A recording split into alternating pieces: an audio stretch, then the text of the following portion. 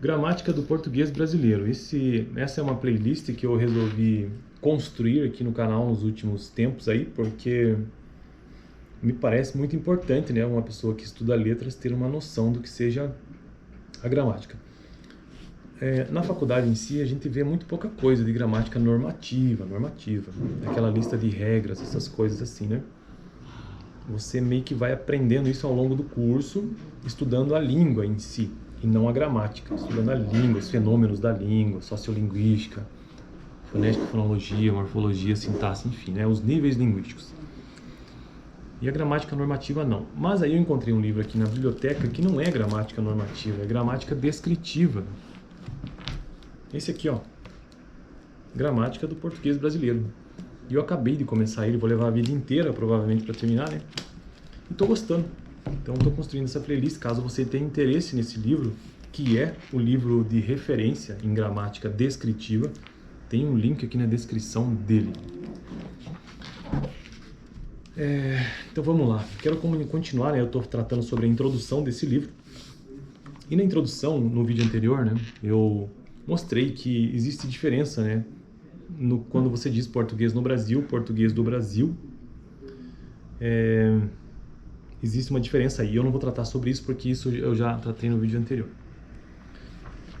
E na introdução desse livro, ele basicamente faz a distinção do que, pelo menos nessa primeira parte, do que ele pretende, né, trazer no livro, por isso que chama introdução, e o que esse livro não é.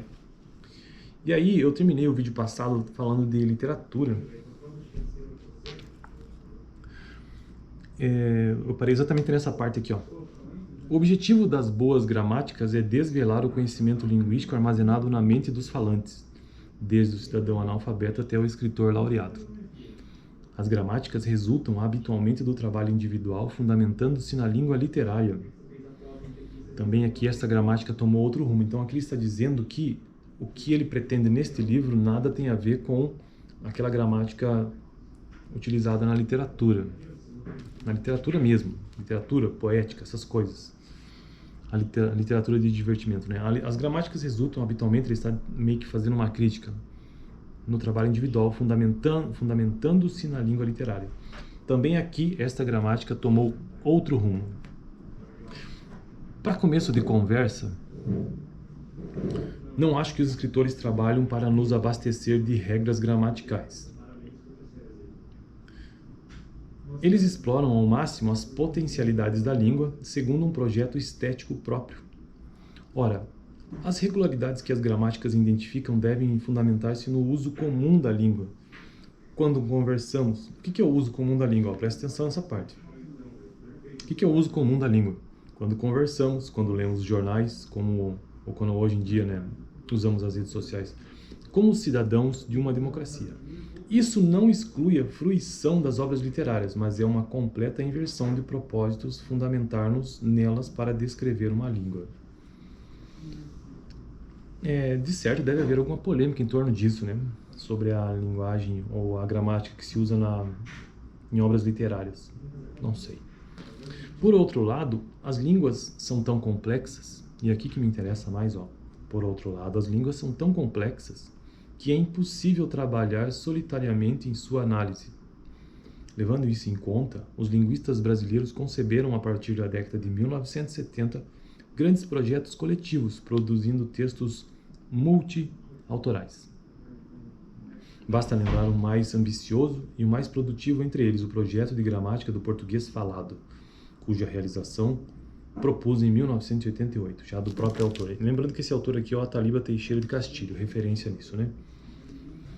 Atuaram nele 32 pesquisadores experientes, recrutados em 12 universidades brasileiras e divididos em 5 grupos de trabalho. Inicialmente foram publicados ensaios produzidos por esses grupos em 8 volumes. Castilho e Basílio, Hilari, Cato, Koch, Neves, Abaúrri e Rodrigues.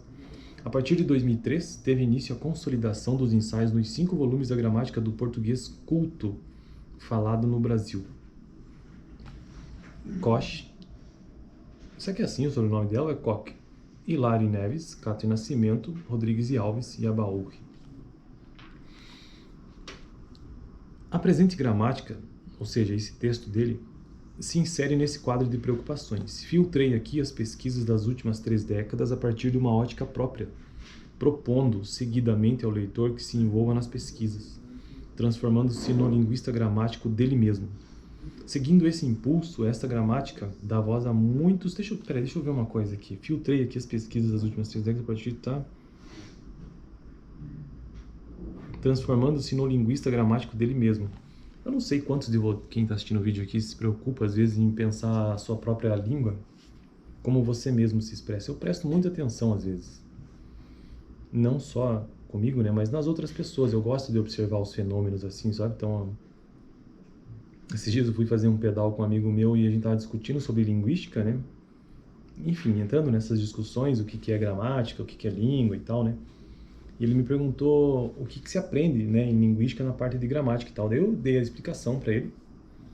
E também falei assim, cara, mas a língua ela é muito mais do que só gramática, porque fala qualquer coisa, aí eu disse para ele. Eu não me lembro agora o que é que ele disse, mas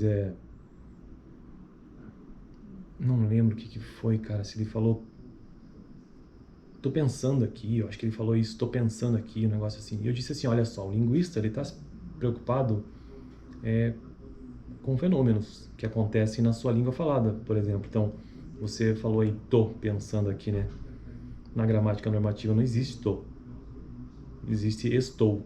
Mas você disse tô, e existe uma razão pela qual você disse tô. Enfim, então esse é um exemplo, assim que às vezes a gente fica observando, pensando sobre isso, né? Na minha própria forma de me expressar, eu presto atenção nisso.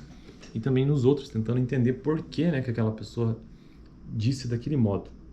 Claro, desde que isso tenha sido espontâneo. Eu não sou muito... na verdade, eu não gosto desse tipo de situação linguística em que a pessoa cria, é uma coisa artificial. Que daí vira a mesma coisa que gramática normativa, né? É um negócio artificial, totalmente artificial. Hoje está em voga aí essa questão do gênero, como é que eles dão o nome? É gênero neutro. Isso para mim não existe, isso aí é uma criação, é artificial. Língua para mim é natural, é uma coisa que acontece espontaneamente. Se você está tentando criar um contexto, se você está tentando impor de alguma maneira alguma coisa artificial, não tem valor, seja pela qual razão for. Perde muito valor linguístico. A linguagem ela tem que simplesmente acontecer, a língua ela simplesmente acontece. A gramática, ela existe, claro, como uma forma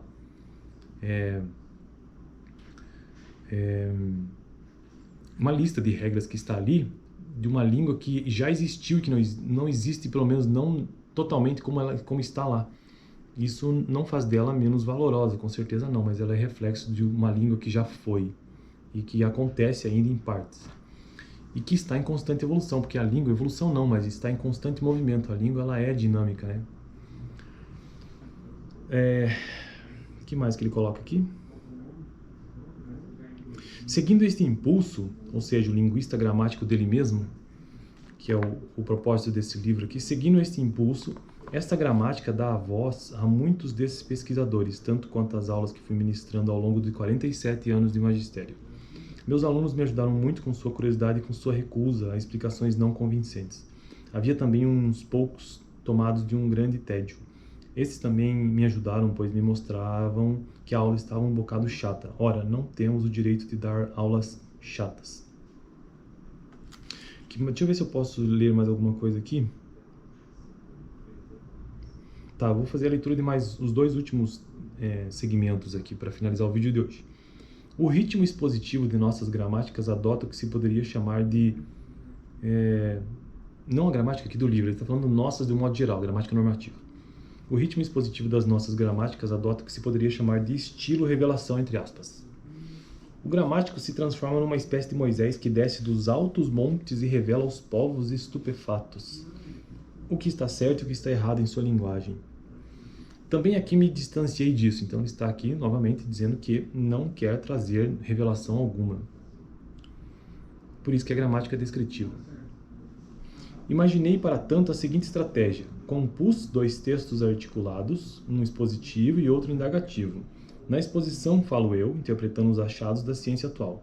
Nas indagações falam os leitores por meio das perguntas que imagino que eles estejam formulando. Nossos diálogos imaginários vão em itálico. intercalados no texto expositivo. Beleza? Então eu fico por aqui, que senão o vídeo vai ficar muito longo, e pretendo terminar essa introdução, lembrando que esse texto que eu estou fazendo aqui, a leitura, é apenas a introdução deste livro Gramática do Português Brasileiro. Nem entrei no assunto em si, aliás, nos temas em si do livro, né, que são muitos, que é o que mais me chama a atenção. Mas eu acho importante fazer a leitura da introdução, né, para a gente entender o que o autor pretende. Fico por aqui, semana que vem quero finalizar a introdução desse livro.